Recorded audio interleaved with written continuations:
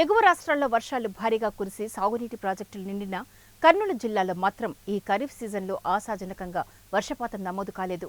వర్షాకాలం ప్రారంభంలో ఓ మాదిరిగా వర్షాలు కురవడంతో వర్షాధార పంటలు వేసుకునే రైతులు తమ భూములను సాగు చేసుకుని పంట పొలాల్లో విత్తులు విత్తారు.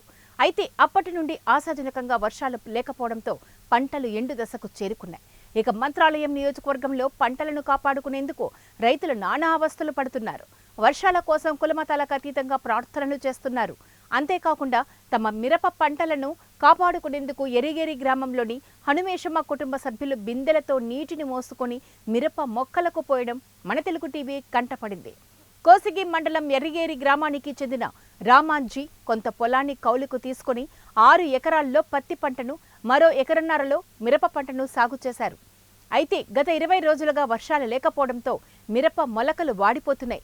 అసలే కౌలు రైతు కావడంతో మిరప పత్తి పంటలపై అప్పు చేసి పెట్టిన పెట్టుబడి తలుచుకొని వాటిని బతికించుకునేందుకు నానా తంటాలు పడుతున్నారు.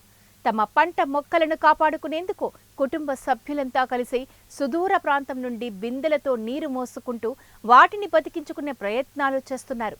ఈ రైతు కుటుంబం కష్టాలను చూసిన చాలా మంది వరుణ దేవుడు కనికరించాలని కోరుకుంటున్నారు.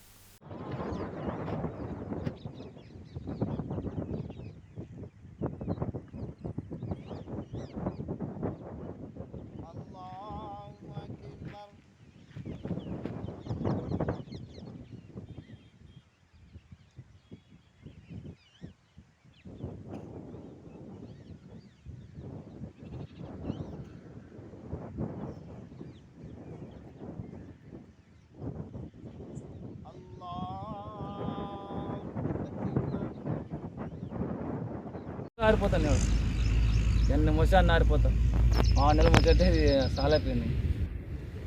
ఇట్లా వాన ఉంటే ఎట్లా వానలు వస్తే బాగుండు. మీరు దావదు ఇప్పుడు వస్తారు రేపు వస్తుంటే ఇట్లా వెనకతుంది. 2 నెలల వరకు వర్షమే లేదు. అంతా కరవకరం వచ్చిపోయింది. అంత వర్షం అంతా ఎరిగేరు గ్రామము కోతల మండలము వర్షం లాక నీళ్ళు మోస్తున్నాము. ఈ పెత్తి నాటినాము, ఇంత మిరప నాటినాము. వానలో ఇక్కడ ఏ రకాలు పడుతున్నాయి, ఇక్కడ పడడం లేదు. అంత ఇబ్బంది అయిపోయింది. నేను నా బాయన వచ్చి చెట్లకు నీళ్ళు వేసుకుంటున్నాము బతికించేదానికి.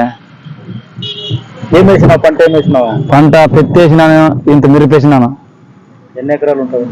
ఇది 1 ఎకరన్నర మిరప ఉంది. అక్కడ పెత్తి జగ్గేసినాము, ఒక 4 ఎకరాలు వేసినాము. వర్షాలకు చాలా రోజులు మొన్న పడింది కొద్దిగా, అంతేగాని అప్పుడు పడడమే లేదు. 2 నెలలే వానే లేదు నాటినాక. 1 లక్ష రూపాయలు పెట్టుబడి పెట్టింటాము. వాన లేకుండా మాకు నష్టం అవుతుంది. వానలాగా నష్టపరడం వేయడం లేదు, ఏం లేదు. అంత ఇబ్బంది అయిపోయింది.